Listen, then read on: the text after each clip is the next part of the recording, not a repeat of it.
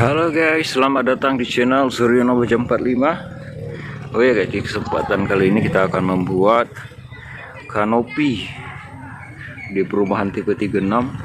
Di sana nanti nge-L ya, nge-L. Di sini panjangnya 6 meter. Di sini nanti kita letak tiang ya guys. Di sini tiang. Dan di sana tiang, kita memasang tiang 2.